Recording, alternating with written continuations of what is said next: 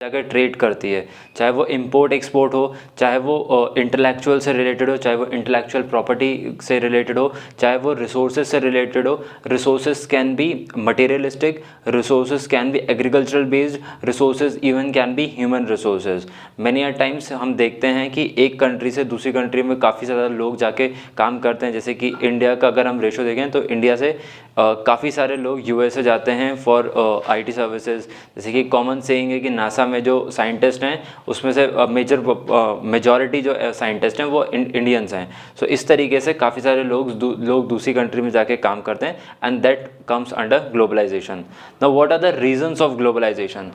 Firstly, better resources.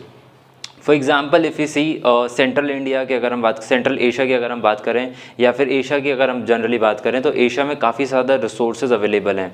जैसे कि human resource हो गया, इलेक्ट्रिसिटी हो गई, वाटर रिसोर्सेज हो गए, तो ये काफ़ी ज़्यादा एशियन कंट्रीज़ में काफ़ी ज़्यादा अवेलेबल हैं। फॉर एग्ज़ाम्पल अगर किसी को अपनी electrical motor vehicle company startup करनी है, तो इलेक्ट्रिक व्हीकल स्टार्ट करने के लिए उनको बैटरीज़ की ज़रूरत पड़ती है, और बैटरी इसलिए उनको ज़रूरत पड़ती है लिथियम आयन की। और अगर पूरे वर्ल्ड में हम सबसे ज़्यादा लिथियम आयन अगर कहीं देख सकते हैं तो वो अफ़गानिस्तान में है। सो अभी तक जनरली अफ़गानिस्तान का बिजनेस रेशो जो था वो बहुत ज़्यादा नहीं था, but because of the electrical vehicles and the battery के जो कंजम्पशंस बढ़ रहे हैं, जो इलेक्ट्रिकल व्हीकल के कंजम्पशंस आने वाले टाइम में जो बढ़ेंगे, उसकी वजह से वो ऑब्वियसली अफगानिस्तान को काफ़ी ज़्यादा फ़ायदा देगा। Nextly low cost of production. जब आपको रिसोर्सेज बहुत सस्ते मिल जाते हैं, जिसका बेस्ट एग्जांपल है चाइना। चाइना में सारे ही रिसोर्सेज बहुत सस्ते हैं। फॉर एग्जांपल चाहे वो शिपमेंट करे दूसरे कंट्री से, चाहे वो ट्रांसपोर्टेशन का कॉस्ट हो, चाहे वो लेबर कॉस्ट हो, उस कंट्री में बहुत ज़्यादा सस्ता है। इस वजह से जो हमें एंड प्रोडक्ट्स मिलते हैं चाइना से, उसका वो बहुत सस्ते होते हैं। The reason behind the low cost of production and the low cost of resources that they allocate. Nextly dilution of local market. Local market को और ज़्यादा बढ़ावा देना, लोकल मार्केट को और ज़्यादा डाइल्यूट करते जाना, ताकि उसमें जाके फियर्स कंपटीशन बने और एक हेल्दी कंपटीशन मेंटेन हो। Next operations. ज़रूरी नहीं है कि कोई कंट्री अपने दूसरे कंट्री में जाके ट्रेड ही करे, इंपोर्ट एक्सपोर्ट करे, या फिर मार्केटिंग करे, या फिर फाइनेंशियल देखे। हो सकता है वो कंट्री में सिर्फ ऑपरेशंस कॉस्ट देखता हो सकता है कि कोई किसी कंट्री का ऑपरेशंस बहुत ज़्यादा अच्छे हों, वहाँ की सर्विसेज बहुत ज़्यादा अच्छे हों। So depending on their capability, depending on their forte, वहाँ उस तरीके से ही लोकलाइजेशन किया जाता है या फिर ग्लोबलाइजेशन किया जाता है।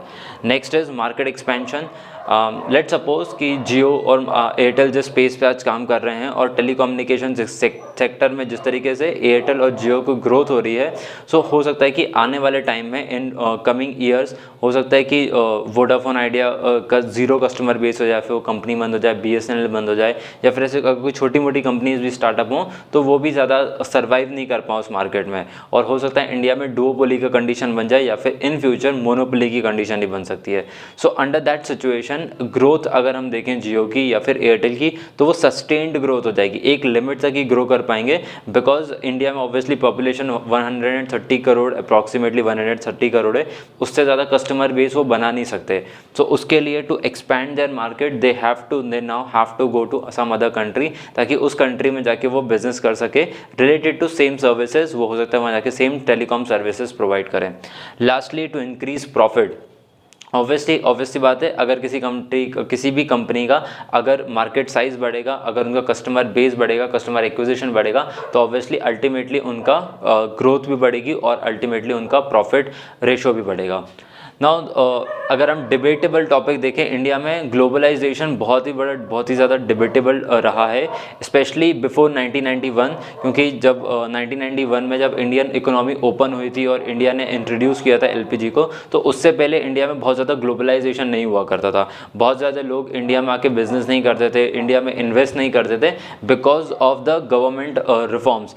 पहले अगर हम कंपेयर करें 1991 को और हम कंपेयर करें 2021 को, सो इस पीरियड में बहुत ज़्यादा डाइवर्सिटी आई है, बहुत ज़्यादा चेंजेस आए हैं। अगर एक कंपनी को उस टाइम पे इंडिया में बिज़नेस करने के लिए 2000 डॉक्यूमेंट लग रहे थे, तो शायद आज वो 200 डॉक्यूमेंट्स में एक अपना बिजनेस कर सकता है इंडिया में। सो इतना ज़्यादा ईज़ दिया गया है, और आने वाले टाइम में, आने वाले 5-7 साल में और ज़्यादा ईज़ दिया जाएगा, ताकि बिज़नेस को प्रमोट किया जाए। जो लोकल बिजनेसेस हैं वो बाहर जाके बिज़नेस कर पाएँ, और जो बाहर के फ्लरिश्ड बिजनेसमैन्स हैं, जो FDI है, FIIs हैं, वो इंडिया में इन्वेस्ट करना चाहें। तो उसके रीजंस क्या क्या हो सकते हैं? Globalization can be good, globalization can be bad. So firstly हम देखें तो इंक्रीज प्रोडक्टिविटी, अगर आपका कस्टमर स्केल बढ़ेगा, अगर आपके प्रोडक्ट की डिमांड बढ़ेगी तो obviously you will scale at a higher rate, आप उसको प्रोडक्ट को और ज़्यादा पिच करने की कोशिश करोगे और ज़्यादा उसकी सप्लाई क्रिएट करना पड़ेगी। सो अल्टीमेटली आपको प्रोडक्शन का कॉस्ट बढ़ाना पड़ेगा, और जब प्रोडक्शन बढ़ाओगे तो उसकी वजह से आपको अपनी कंपनी में जो एम्प्लॉयज़ आप हायर करते हो उसका एम्प्लॉयमेंट का रेट भी बढ़ेगा। फॉर एग्जाम्पल अगर हम पिछले 4-5 साल में जो IT सेक्टर में हम बूम देख रहे हैं, उस IT सेक्टर के थ्रू ही हमारे इंडिया में एम्प्लॉयमेंट का रेट कंटिन्यूसली बढ़ रहा है in IT, the reason behind globalization. Next, high standard of living. अब जो लोग इंडिया में अनएम्प्लॉयड थे, जब उनको एम्प्लॉयमेंट मिलेगा थ्रू ग्लोबलाइजेशन, ग्लोबलाइजेशन के थ्रू जो नई कंपनीज इंडिया में आके इस्टेब्लिश होंगी, उसके थ्रू उन्हें बिजनेस के लिए अपॉर्चुनिटीज़ मिलेंगी। कुछ लोगों को उन कंपनीज में जॉब्स के लिए हायर किया जाएगा। So ultimately they will get employment, और इसी की वजह से कंट्री का GDP बढ़ेगा, पर कैपिटा इनकम बढ़ेगा, and ultimately they will rise with a higher standard of living. Next is flow of capital. हम स्टार्टिंग से बात करते हैं बैलेंस ऑफ पेमेंट की। So for balance of payment और to maintain this balance of payment we need foreign capital. So जब foreign FDI के form में आएगा, FIIs के फॉर्म में आएगा, या फिर काफ़ी टाइम इंडिया से लोग बाहर जाके कंट्रीज़ में काम करते हैं और फिर वो अपनी जो फैमिली को पैसा भेजते हैं, तो वो भी फॉरेन करेंसी में भेजते हैं, तो उसके थ्रू फ्लो ऑफ कैपिटल बहुत ज़्यादा हो जाता है, जिसकी वजह से आज जो डिफरेंसेस बने हुए हैं रुपये और डॉलर की वैल्यू में 1:70, 75, 76 के जो रेशो जा रहा है वो काफ़ी ज़्यादा कम हो जाएगा, और उसकी वजह से हमारा बैलेंस भी बनेगा। नेक्स्ट, टू इंक्रीज कंपटीशन, बहुत ही फियर्स कंपटीशन बनेगा। जैसे कि अभी रिसेंट में ही एयरटेल को इन्वेस्टमेंट मिला है in the form of FDI from Google, $1 billion का। सो ये इसकी वजह से जो कंपटीशन राइज होगा एयरटेल और जियो में, बिकॉज अभी हमें पता था कि जियो ऑब्वियसली आगे बढ़ रहा था, जियो के पास कस्टमर बेस ज़्यादा था, बट क्योंकि अब एयरटेल में इन्वेस्टमेंट आया है तो वो भी अब जियो को सेम कंपटीशन देगा, और हो सकता है कि ऐसी और भी कंट्रीज़, ऐसी और भी टेलीकम्युनिकेशन कंपनीज इंडिया में आ जाएं जो कि एयरटेल और जियो दोनों के साथ ही इक्वली compete कर पाए मार्केट में। Last is foreign trade. Obviously जैसे कि इंपोर्ट एक्सपोर्ट की हम स्टार्टिंग से बात करते हैं, इंटरनेशनल बिजनेस में मेन ट्रेड ही आता है, तो ट्रेड को बढ़ावा मिलेगा। इंपोर्ट ड्यूटीज़, इंडिया में जो इंपोर्ट ड्यूटीज़ हैं वो उसके थ्रू हायर रेवेन्यू जनरेशन होगा for government of India. But there is also a bad side of globalization. So firstly, if you understand, takeover of national firms, काफ़ी सारे ऐसे होते हैं जिसमें मर्जर एंड एक्विजिशंस होते हैं, मर्जर एंड एक्विजिशन के थ्रू आते हैं, जॉइंट वेंचर के थ्रू आते हैं। सो इनिशियली वो कंपनीज, जो फॉरेन कंपनीज हैं, वो इंडिया में आते हैं through merger, acquisition, joint venture, but later on with the diversification, जब उनके प्रोडक्ट की डिमांड इंडिया में एस्टैब्लिश हो जाती है, जब उनका ब्रांड इंडिया में एस्टैब्लिश हो जाता है, तो वो जो जिनके साथ उन्होंने एक्विजिशन किया था, मर्जर किया था, अब वो उन्हीं कंपनीज को एक्वायर कर लेती हैं और उनको टेक ओवर कर लेती हैं। तो इंडियन कंपनी का स्टैंडर्ड्स उस वजह से लो हो जाता है, और इंडियन मार्केट में ही फॉरेन प्लेयर्स का मार्केटलाइजेशन और मार्केट कैप ज़्यादा हो जाता है। Next is instability in the market. हम जज नहीं कर सकते as an Indian person, I can easily जज कि इंडिया में किस तरीके के पॉलिटिकल सिनेरियोज हैं, जोग्राफिकल सिनेरियोज हैं, डेमोग्राफिकल सिनेरियोज हैं। So that is predictable for me, not highly predictable, but still I can better presume than any other country. So अगर मैं अपना बिजनेस किसी दूसरी कंट्री में जाके कर रहा हूँ, for example I am doing business in Russia, England, Germany, Japan, USA, तो ये डेवलप्ड कंट्रीज़ हैं। इन कंट्रीज़ में लोग किस तरीके से बिहेव करते हैं, किस तरीके से फेस्टिवल सेलिब्रेट करते हैं, किस तरीके से वेदर्स में डिफरेंसेस आते हैं, ये मेरे लिए प्रेडिक्ट करना थोड़ा ज़्यादा डिफिकल्ट हो जाएगा। तो उस वजह से मेरे बिजनेस में इनस्टेबिलिटी आ जाती है if I go outside to promote my country or to establish my company in some different country. Next is traditional industries. India में काफ़ी सारी ऐसे ट्रेडिशनल इंडस्ट्रीज़ हैं, जैसे कि हम दिवाली के टाइम पे हम दिए जलाते हैं, बट दिए जलाने का अब जो थोड़ा साइड है वो थोड़ा कम होता जा रहा है, बिकॉज अब इलेक्ट्रिकल सीरीज़ आ गई हैं और लोग अपने घर को डेकोरेट दिए वगैरह से नहीं करते, अब वो डेकोरेट करते हैं इलेक्ट्रिकल सीरीज़ के थ्रू।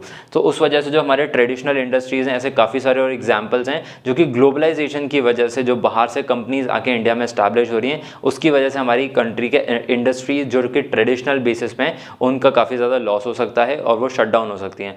सिमिलरली MSMEs को भी इसका इफेक्ट देखना पड़ेगा। जो कॉटेज इंडस्ट्रीज़ होती हैं, जो स्मॉल स्केल, मार्जिनल स्केल पे जो इंडस्ट्रीज़ रन करती हैं, उनको बहुत ज़्यादा कॉम्पिटिशन बढ़ जाएगा। अब इस कॉम्पिटिशन में जो ऊपर वाली कंपनीज़ हैं, जो कि बहुत ज़्यादा फ्लरिश्ड कंपनीज़ हैं, वो ऑब्वियसली उनके साथ सर्वाइव कर पाएंगी और कम्पीट कर पाएंगी। बट इस कॉम्पिटिशन में जो छोटी कंपनीज़ हैं, जो स्मॉल मार्जिनल कॉटेज इंडस्ट्रीज़ हैं उनको उनका वो या तो वो शट डाउन हो सकती हैं या फिर उनको बहुत ज़्यादा लॉस फेस करना पड़ सकता है।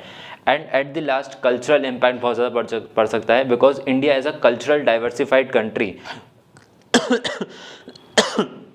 sorry, India is a very cultural diversified country, but if we compare it with some western countries, तो इंडिया में वेस्टर्न इन्फ्लुएंसेस बहुत ज़्यादा आते जा रहे हैं because of these western companies coming into India and flourishing in India. जैसे कि हम अपने क्लोथिंग से बात कर सकते हैं, हम अपने लाइफस्टाइल के बारे में बात कर सकते हैं। तो ये जो लाइफस्टाइल चेंजेस हो रहे हैं, this is because of the cultural impact, because of the western cultural impact that is impacting India's culture, चाहे वो फेस्टिव से रिलेटेड हो, चाहे वो लाइफस्टाइल से रिलेटेड हो, या किसी और सिनेरियो से रिलेटेड हो।